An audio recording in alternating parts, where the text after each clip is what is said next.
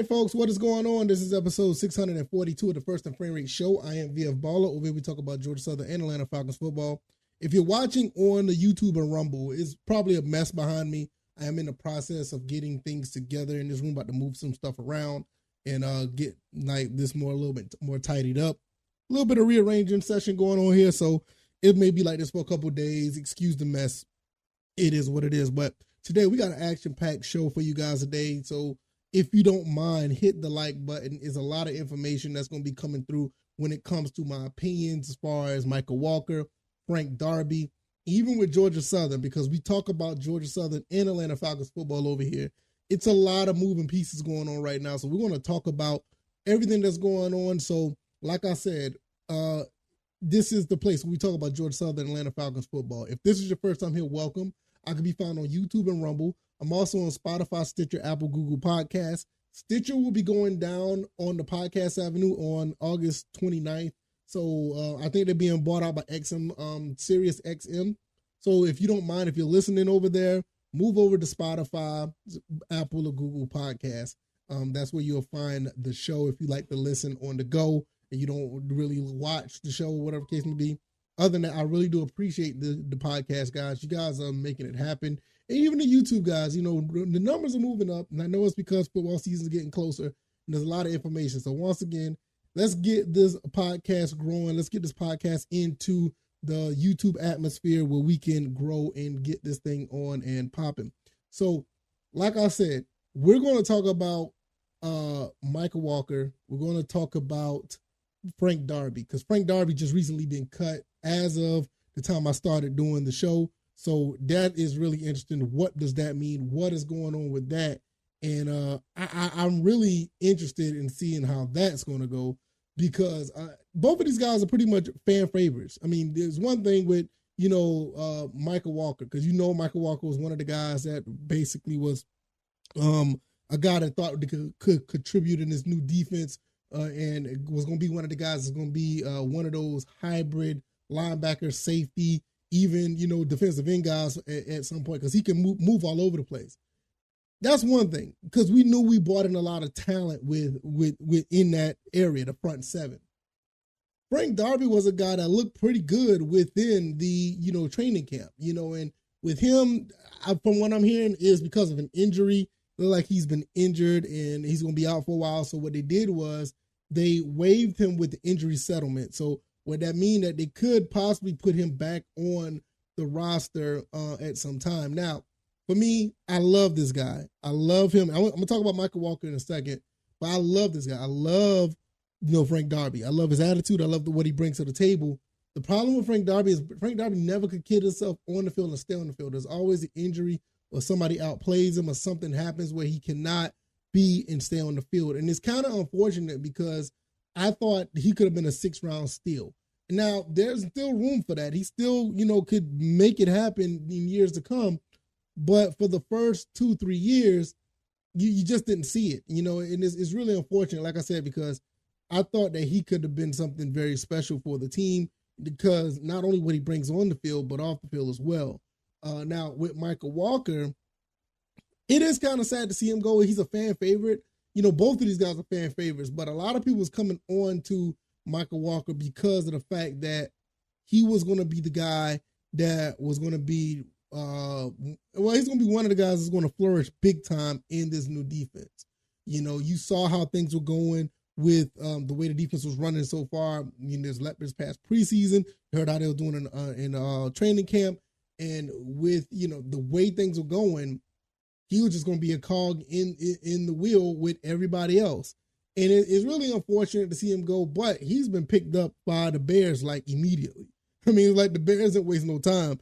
They probably knew he was being waived beforehand, because the way they picked him up so quick, it was like, all right, I mean, y'all must have knew something. Y'all just waiting for the paperwork to go through for a day. But it's glad to see him back on his feet. I think he's going to be an excellent contributor to the Bears.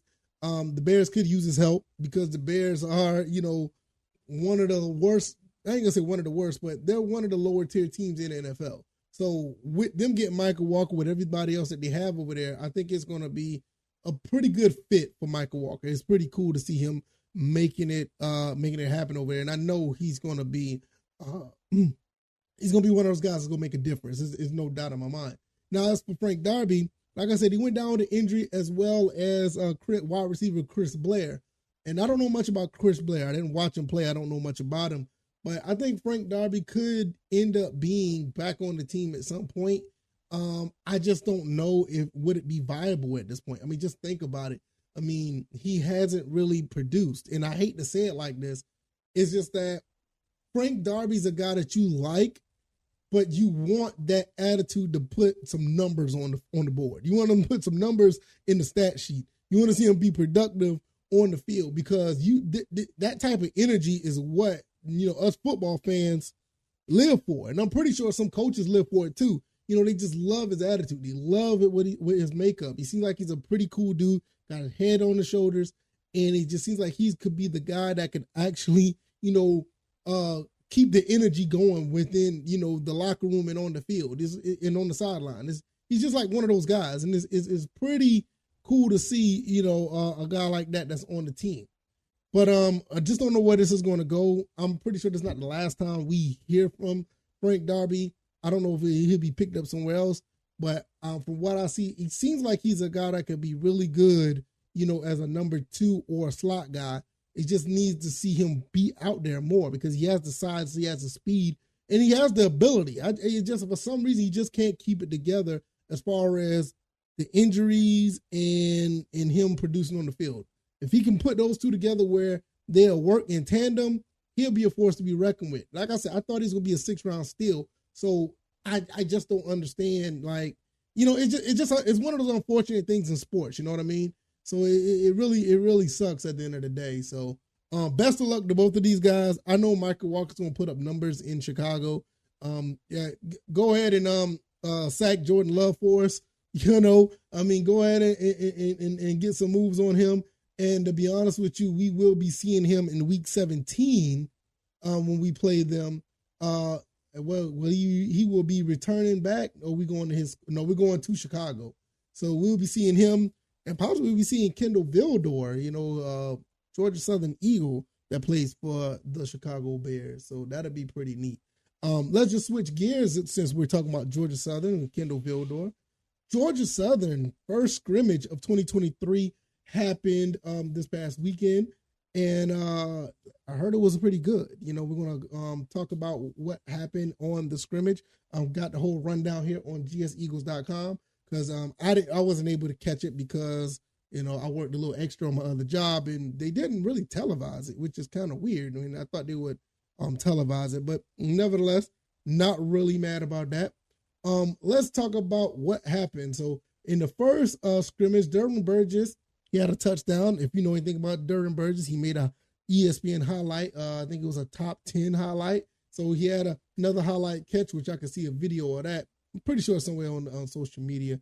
And but the defense forced 4 turnovers. So once again, the defense is coming up and showing some things. Yeah, like I said, look, one thing about the defense, we saw this in the spring game. The defense has stepped up big time. These guys are tackling, they're covering, and with the high-power offense Georgia Southern has, we're getting 4 turnovers. That's something there.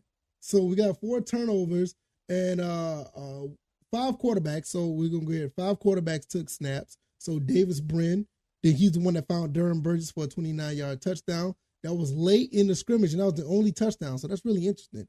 That was the only touchdown late in the scrimmage. Once again, I think this team going to be more defensive heavy than offense, because it's like, if you're able to stop this type of offense that Georgia Southern, because Georgia Southern has a high-power offense, you got to understand, we were like top 3 in passing in all of college football, not just in the Sun Belt, not just in the group of 5, but all of college football. We was the top 3, top 4. So that's something. So Michael Lance and Walker Bradbury combined to make 7 field goals. That's wild. It's like they held in a bunch of field goals. Aiden Jackson ended the scrimmage, which would have been a 90-yard pick 6. Look at Aiden Jackson got an interception. Now, Aiden Jackson got an interception. Also, Tyrell Davis with another interception. Now, Tyrell Davis had an interception back in practice, a while back. Jalen didn't, and freshman Ali Lacy, I think I said that right. Elijah, I said that wrong. Sorry about that. Elijah Lacy forced a fumble, and Childace Watson picked it up. Lacey also had one of the 4 sacks recorded. Dang, you got 4 sacks? Man, this defense, look, just like the Falcons defense, look like Georgia Southern's defense is on their way. Like, they're not playing around. Like, that is crazy. So, but that's cool. Let's see. Many of the 30 players at the top of the depth chart saw limited action. Caleb Hood, Marcus Sanders, Katie's Dorsey, all 3 had over 30 yards. And that's pretty cool. That's pretty cool. So, looked like they were moving on the ball a little bit, but the defense, the one that shined. That's just what it is. And it's really telling because a lot of people are talking about this offense because you saw what Cal Van Treese did last year.